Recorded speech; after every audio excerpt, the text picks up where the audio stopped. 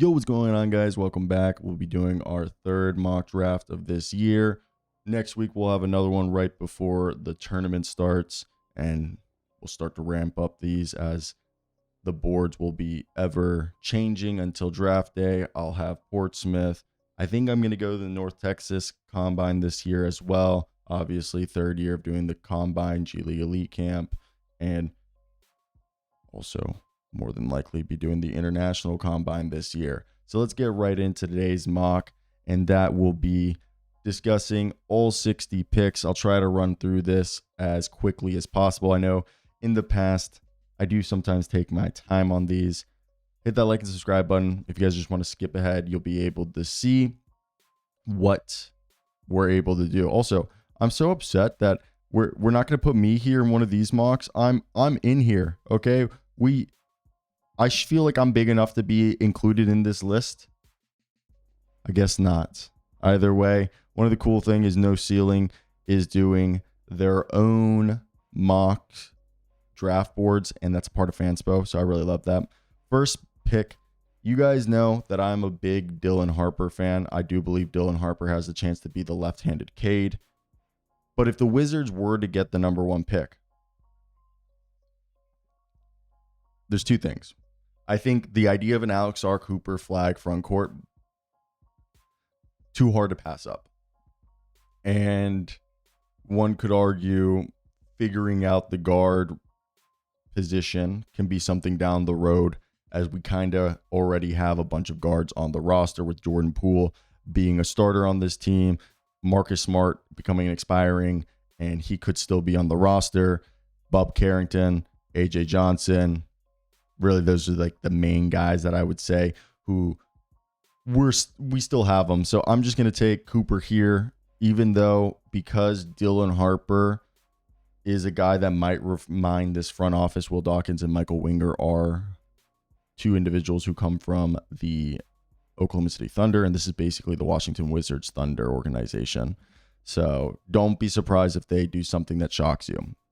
Second pick, Dylan Harper. And if this is the Jazz, this is perfect. I really do think Dylan Harper has this shot creation, the playmaking ability, the facilitating to table set for his teammates, and really be a floor raiser. He might have a higher, I think Cooper is an ultra safe bet to be a great player. But if you had to say who has the potential to be a perennial All-NBA, guy who plays at an MVP level, I would say Dylan might have that ability, because he kind of has that Cade, Luka, J-Dub, Jalen Brunson, slow, fast ability. Now, here we have the Hornets on the clock, and this is where it becomes tough, because this is where I think fit starts to become actually something to consider. And to me, I do believe, looking at this, I love the idea of Ace Bailey joining this team. He would be a combo forward for them, which would allow Brandon Miller to suit into more of a swingman role, small forward shooting guard, which is better suited for him, as he's like 6'6", 6'7". And I think they're going to finally move off of Miles Bridges this year. I think Kasparis, Yakuchunas and VJ Edgecombe might be better players, but I don't think they fit this roster if you really want LaMelo to be the guy. Now, there could be a thought, if Mark Williams is not deemed the center of the future, Asa Newell could be a guy that could float up in here. I think he's the only big, or Kaman Watch is another one that you could see maybe go here. I'm going to go with Ace, because the idea is he's going to be this power forward for you. You put Miller at small forward, and you have Josh Green at shooting guard. Point guard, obviously, LaMelo. I think that looks really good. You still have Josh Okogie. Yeah, I think that's actually a way. And Terrence Mann being a defensive guy. Yeah, I don't think there's a reason to take a guard here. Now, the Pelicans. We don't know what's going to happen with the DeJounte Murray popped Achilles. CJ McCollum's here. And this is where I think it would be between Kasparis and VJ Edgecombe, as I think VJ just fits what they need. They need a shooting guard, and VJ is kind of a hybrid between Hassan Wallace and Victor Oladipo. He's not as explosive as Victor Oladipo, but he is more of a guard, lead guard like Wallace. So you can play the 2 or the 1. The Sixers right here, ma'am, I would not be surprised if Daryl Morey becomes infatuated with Jakučiūnas if they were to have a top pick like this. Jakučiūnas right here. Same thing with Yagor Demon, is a guy that they probably are the highest potential players. And there's the thought that Jakučiūnas would be able to play next to Maxey as he's 6'6". I do like that idea. I think that's one that fits really well in my mind. The Nets right here, I think they would be the Yagor Demon team. You're at the 6th pick.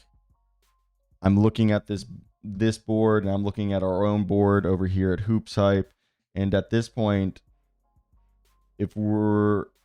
Trey Johnson could be someone, but if they took Trey Johnson, that would be meaning Cam Thomas is on the way out. Now, if they want a point guard of the future and take the high potential guy, I think Yagor is the last one remaining here. And to me, and the next pick is the Raptors, and I don't think Yagor would go there. So this seems like a good spot for him, especially with, I think, does Prokhorov, the old owner before Joe Tsai, still own the Russian guy who brought them to Brooklyn? Does he still own part of the team or no? Let me know about that one. I think he still owns like a small percent of it. Here, if you're the Raptors, I think they could be looking for a future center. We've kind of heard Pirtle not wanting to be part of a rebuild. Newell would allow you to do that. The Bulls, I think this is a Trey Johnson. He'd give them, or Liam McNeely. That's where it becomes difficult because, first off, Buzelis is definitely a power forward. And you know what? I think they would want the shooting and the floor spacing and not somebody who's going to take the ball out of Josh Giddey or Kobe White's hands. Now, you go over here to the Portland Trailblazers. Donovan Clingan looks like he's part of the future. Scoot looks great. I think Shea is a shooting guard. You got Denny at power forward. You could say small forward is the last position that they're trying to figure out. And it'd be cool. I mean, Milwaukee is probably one of the higher potential guys. And I think Trey Johnson, do you want another? He's a bucket getter. Do you want that on the roster right now? Or would you rather bring in like a guy like a Con Knipple, who I think would be perfect in the middle right here for this team? Which Con right there would come in and slot in perfectly between the rest of the guys. So looking here, who else is on the board? Ben Seraph is a guy who I would say is a wing version, a swingman version of Vasilija Micic. He could be a lead guard or he can be an off-ball guy.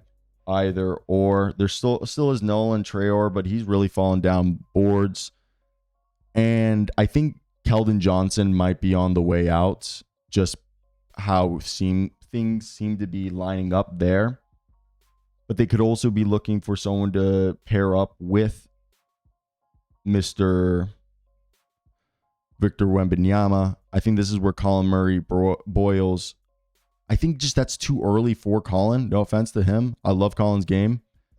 So to me, when you look at that, I think them being a international team, I like the idea of Hugo Gonzalez going here because he would be able, De'Aaron Fox isn't a true point guard, and Hugo could allow them to move off Keldon, and he would replace Keldon eventually down the road, and they can have a bunch of guys play his minutes. Plus, coming from Real Madrid, you know he's going to be able to be willing to sit behind guys and develop. Now, the Miami Heat, I was talking about this. They either need a switch big like a Johan Grudlow, but I don't think this would be too early. This would be too early for them. And I think you look at this right here, there's a few things. They don't have a true point guard. And out of the point guards available, I do like Boogie Flan, but he doesn't really fit their style. LeBaron Phylon is someone who kind of fits their style. I wouldn't say he's an exact perfect fit. I think Jeremiah Fears, who's 6'4", people have described him as a Monty Ellis. I would say he's a Monty Ellis mixed with some Jamal Murray. I still don't think that's really their style. Ben Seraph does fit the European mold that they like with Goran Dragic in the past, and that's kind of where I'm leaning. Now, Colin Murray-Boyles would be able to fill in that small forward role that they sort of have a hole behind Wiggins. And if they were to go after Durant, he would give them a depth piece. And that's where you got to look at this. Who is the most NBA ready out of these guys? And I think this is where Colin Murray-Boyles, if a team like the Heat have a top pick like this, he would be the one they would go after this early. Now, someone could say Ben Seraph should be the one that they should go after as they don't have a guard. And I could see that being the case. And that's why, like, with potential-wise, if they're here, Goran Dragic, the horn sets that they ran in the past, I think they really liked that. And it worked very well. Here, this is the one where it gets interesting. Again, Colin Murray-Boyles fits what defensive, kind of a Grant Williams, Jay Crowder hybrid. They do need a point guard of the future, and Jeremiah Fears could be that guy. Reed Shepherd is hypothetically the guy that the hair apprentice. If they want a Jabari Smith replacement or option, I think this is where Milwaukee. I mean, OKC is a team that you could also see, but it becomes hard for me to believe like who's going to be someone that is going to be available right here that they would be interested in terms of Ime Udoka wanting to play him. And that's Colin, someone that I really like as he fits the defensive style, would allow them to move off of Dillon Brooks. And I think that's where I'm going to go. Grant Williams fits that nature. He's perfect there. Dallas, this is Milwaukee. They're already talking about moving Gafford. So this would allow you to move forward with Lively being the starting center and having Milwaukee be the developmental guy. And then you have two great players. Here, Derek Queen could be a guy that might surprise people to be picked here. I know Trey Johnson has fallen. And Trey Johnson could be the outright scorer, fill that Alec Burks role that Quinn Snyder had in Utah, which I think I'm looking at my big board to the left right here. And that's one that I think is worth paying attention to. And it's something I'm leaning towards right now because as I look at this board, I don't see anybody else that would really scream Quinn Snyder. I think you're too early to go to Caravan. So let's go Trey Johnson because Derek Queen and Jeremiah Fears and Kobe Buffkin would clash. Queen, Onyeka Okongwu can't play power forward, and Queen is like a modern day Al Jefferson. So that's kind of how I see it there. I think right here, Jeremiah Fears would go to Orlando. I think they're probably going to move one of their guards, more than likely Cole Anthony. Here we're back in Mr. San Antonio. And San Antonio at this point could be a team that has interest in a guy like Nolan Traore. I don't know if he would be the perfect. I think, yeah, you'd go maybe for him here, but yeah, I think Nolan, because he would be someone that fits what they want in another guard. He's French. They seemingly love to draft French players who, I guess, appease Victor Wembanyama. Nick Clifford, this would be such an Oklahoma City Thunder pick. He's kind of like an Aaron Wiggins, Torrey Craig type player. So that fits them really well. Ooh, Rasheer Fleming could go here if Minnesota was to retain this pick. But I think this is where you could see a guy like Caravan go. He is kind of a George Niang. I think more a better two-way player, more impactful. So that's just one that's obvious there. If Derek Queen fell this far, I think Brooklyn would love the idea of him and Noah Clowney both pairing well together. And that's one that I think could go great. Here, what centers are available? Because Thomas Sorber seems like he could stay in college. And Janai, I found out this is not Johnny. It's Janai, right? Janai Broom is someone I really like. Same thing with Maxime Ronald. And they do have a 49th pick, so I think center would be someone they go in the second round. TJ McConnell could be someone that they eventually move on. This is where LeBaron Philon, who I kind of said is like I don't know why his body reminds me of Manuel Quickley, but he's way more of a defensive player than Quickley ever was. So he's someone that I think they could be infatuated. If not, Boogie Flan could be the one that they like here. Now, the Utah Jazz are back on the board. They took a guard there. They do kind of have a hole at the center position, and this is where you would think maybe a guy like Thomas Sorber could go. But the problem with him is he's kind of like a Xavier Tillman. And I just see a team wanting to take him if they have an established center and he just kind of is a really good backup who could maybe work out. I think Ian Jackson could be someone that the Jazz would like. He's a bucket getter, 3-level scorer. And he's been really cooking as of late. Carter Bryant is kind of a two-way swing combo forward who would fit what they would need. I think Noah Sengun, who he's either the wing version of Jeremy Sohan, or he's very athletic. He plays like a wing, but his game is very kind of Sohan-esque, where like not really doesn't really have a jumper, can finish around the dunker spot. Very interesting skill set that I like. Now we're back in Miami. We took Ben Seraph, and this was the one that I told you guys they do need shooting. This is something that they've struggled with, but they also like their older guys. Like Carter Bryant, someone that I think they could have interest in, as they don't have a ton of forward depth. But that's where Rasheer Fleming could be someone that they have a lot of interest in. I don't know if you guys have been following Rasheer Fleming. 16 points a night, 9 rebounds. This is the second year he's been doing this. He's a power forward. Jeff Green's a decent comparison. I would say Lowry Markin is not. Yeah, Jeff Green, PJ Washington-esque. He's got real good size, and I think out of everybody available right now, he's the only one that I would say that he would look at this and be like, okay, I could see him playing in our system within the first year. He is 21 years old, and I guess he's not a senior. Is he a junior? I thought he was a senior. He's played like 4 years, or he's been in college for 4 years. So that's one that the Heat would definitely have interest in.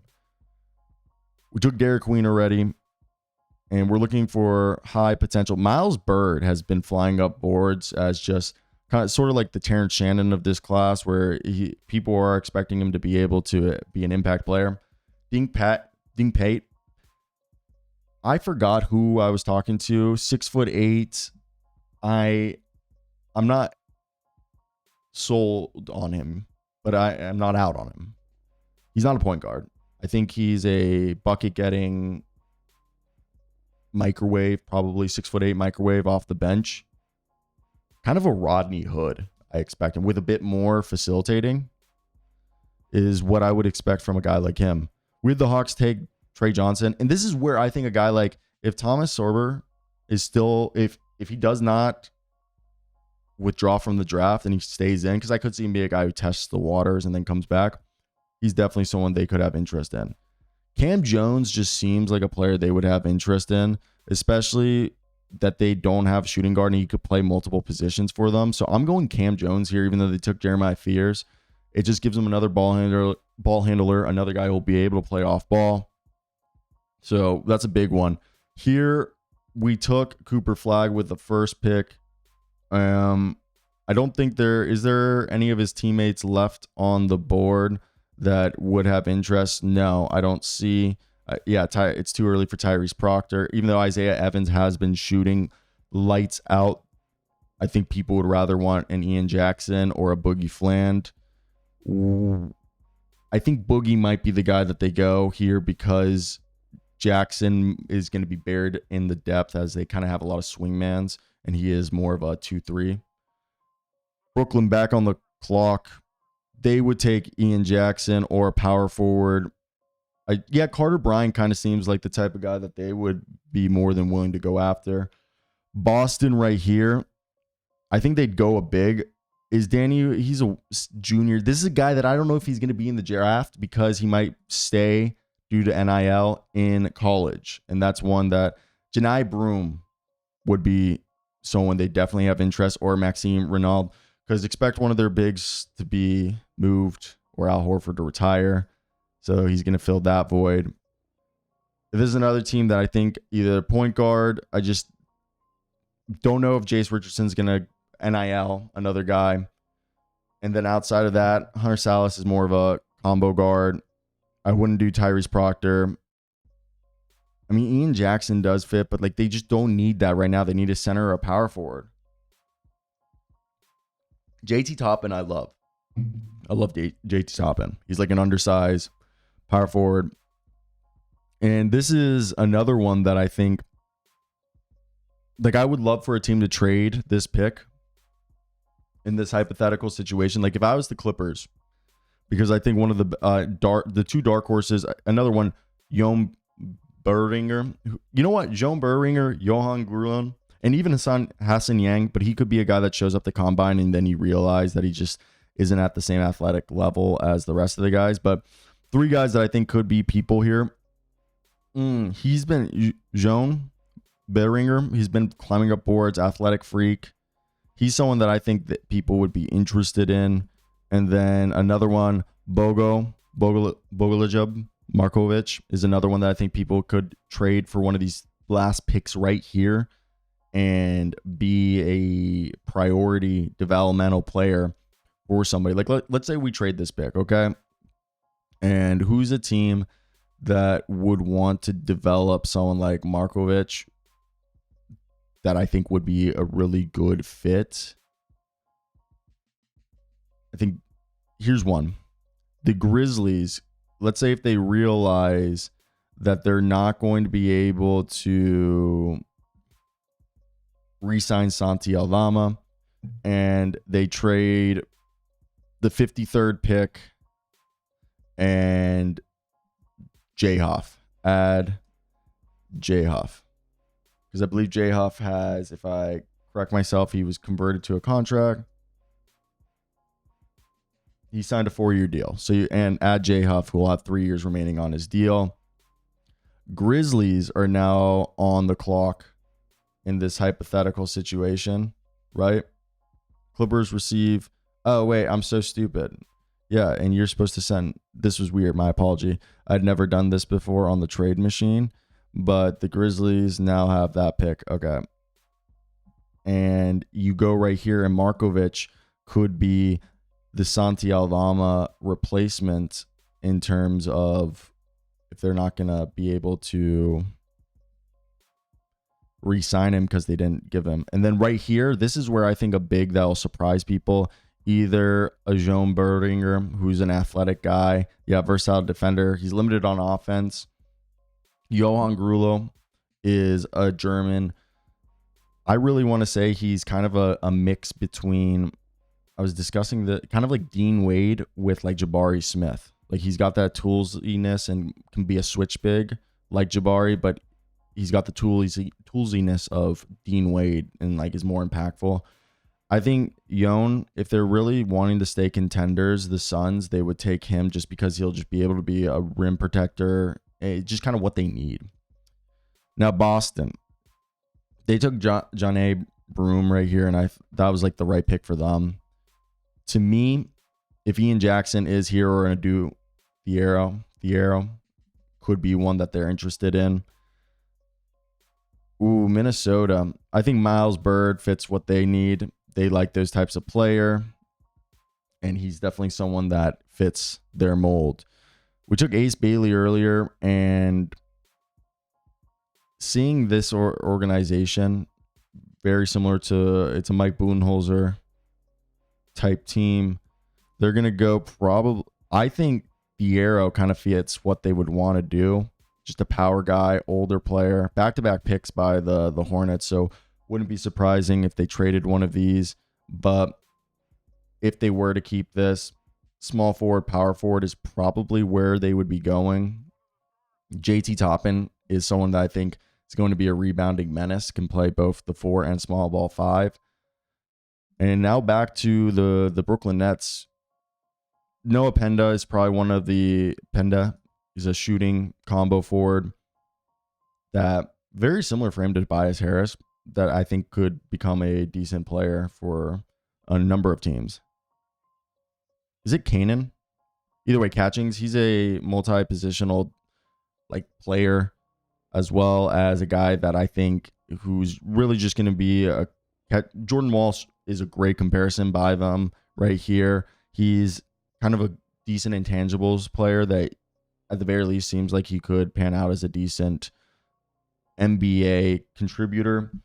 Drake Powell was another guy that I don't know if you guys remember. He was very high up on boards in the preseason for North Carolina, projected as a decent defender, strong rebounder, had decent IQ. It was really the shot that we were scared of. And on the season, 7.5 points. He shot 49% from the field. But yeah, Ryan Dunn of this draft class. Is that what you go for here if you're Detroit? Not really. I think Hunter Salas is someone that they could go for. Give him some shooting. Then that's where I think Drake right here with the Kings pick. They need some defense. And guys, I really don't think Danny Wolf or Jace Richardson are going to be in this draft class just because they seem like guys who are going to make more money in college. We took Newell earlier in the draft. Who else is going to be someone that's going to interest? I think Isaiah Evans, he's been shooting lights out. So that's someone definitely to consider. Spurs, we had a guard and a wing taken. I think this is definitely where you'd see a big taken. And would Johan Grulo be someone they'd like? I think this is where Rocco Zerkarski, he could be another guy who sits for another year because he had such a bad season this year over in Australia. He actually kind of regressed. And he could be someone that they're like, okay, we put Wimby at the power forward and center Rocco, and we just have 2 7-footers. Like, I think that's something that they would definitely consider. Ruzcek would be very Nemanja Bjelica and Dario Saric of the Golden State Warriors, that I could see them doing that. And I'm leaning towards that because some of the guys that you'd be like, oh, why wouldn't you take those guys? I think a lot of these guys that you're seeing on the board are potentially going to be not in the draft. I think right here, Maxime, he fits what they need. And no offense to Mr. Michael Ruzcek, I just think way more impactful would be Ronald out of Stanford. Now, Orlando Magic, we had him take Cam Johnson and Jeremiah Fears. I mean, he is kind of Dario Saric in Ruzcek in terms of his game. They did take De Silva last year, but he would give him more depth. I think Ruzcek is the guy that they would go right here just because he kind of fills that positional need that they need, and that was kind of exposed with all the injuries that they had this past season. Now, the Wizards are on the clock, and this would definitely be like best potential. So looking on my board, guys who should still be available, we just took Ruzcek with the last pick. I think Jaleel Bethea is going to transfer and go to a different school. Do you think Kwame Evans is going to be in this draft? I think Darian Reed, especially if Corey Kispert gets traded, would be someone that they would have interest in as 6'8", nice size, freshman, 220 pounds. You can bet on that working out. OKC, I think they would like a center. And this is where Johan Grulo would fit them. I think he is somebody that would just come in and be like their switch player. That could be, he's more of a power forward, but he could play center. He impacts the game even when not. So that's a guy that I like right there. Ooh, and now we got the Jazz again. Hassan Yang. If the Nets have another pick, dude, that's definitely a Nets pick. Coleman Hawkins could be a guy right here for them who plays both positions. I think Ethan Almansa is staying overseas for another year. Yeah, right here. Who else? I mean, Donnie Freeman could be someone. Does he stay? He could be someone who he got hurt. I just don't know. Like, jury's out on him, and we already took Noah, so I'd rather go like KJ Lewis or a Mam.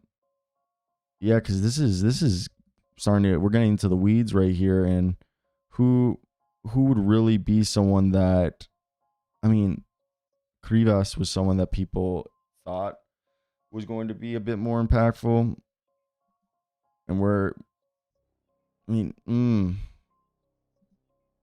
so I think right here we're going big, but what big do I like for them to take? I think Ryan Kalkbrenner at this point, he's so efficient at what he does. He kind of fits what they need. We had Liam McNeely go here. They could be a team that's also in the market for a big. I think Igor will be one of the guys who are forced.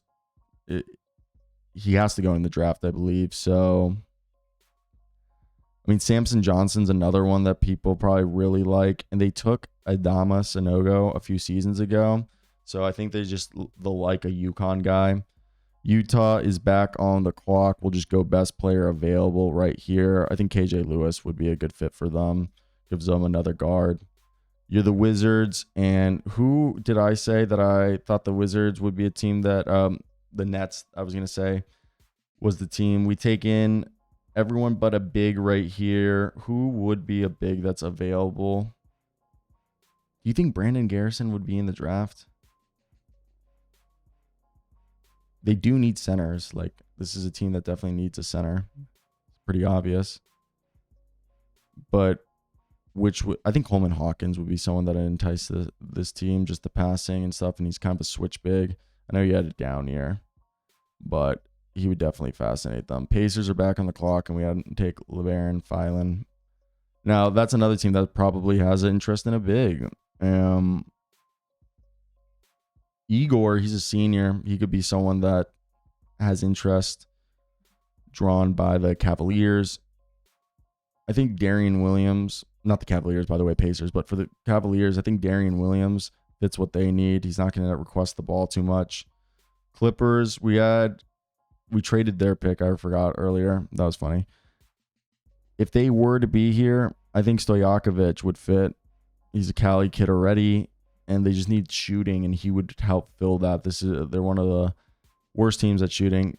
By the way, the Wizards would not pick this many times, but if for some God forbidden reason they were, we're just gonna go. And is there another big? There's just no bigs that like I truly like. Freshmen, it's so hard to see freshmen's going into the draft if you're not a guaranteed first round pick as a center. Because why?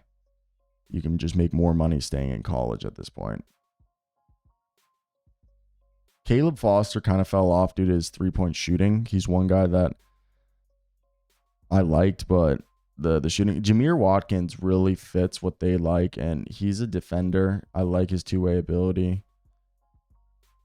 Okay, who's WME? Anybody who's WME? WME NBA Draft Prospects 2025. Let's see, who is it? They have Cooper Flag. No, that's not it. I wanted include WME, William and Morris. So, okay, here we go. Rookie scale consensus board. I want to see who's WMME. There's only showing so far 4 guys. By the way, great little write-up right here by Rookie Scale, because they have all the agencies right here. So, but doesn't show anybody this late. I know Ethan Almanza's tandem. You know, this feels like one that the NBA would force on them. Who's CAA? Jameer Watkins was a CAA guy, so Janae Broom's another one. Danny Wolf. Okay. We're going to have Danny Wolf go to the Knicks because he's a CAA guy, so they would know if he's going to join. Who's Bartelstein or Bartelstein, whatever you want to call it? Isn't that priority? Trying to. Ooh, I guess him. Is he even? I don't even think he's on the board here. Yeah, and they already took a big. So, man, we're in the weeds right here. I mean, Tyrese Proctor would come in and be able to give him another ball handler, and he's a defender. So this pick is forfeited. So let's just take someone that I don't think is going to get drafted, Jace Richardson, because I don't think he'll be in the draft. And is this okay? I think there's only 8 picks in this year's draft. Orlando's back on the clock now.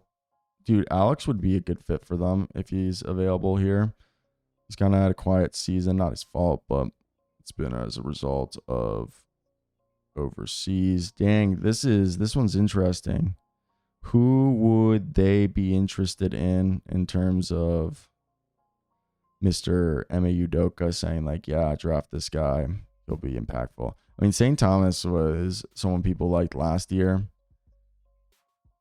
but I think a guard would be what they would want, or a big. We took what's his face, Colin Murray Boyles earlier, and nobody is jumping out right here in terms of a prospect that I think they would be like, oh, bring him in. I mean, Tucker DeVries is like kind of like the one that you would think of,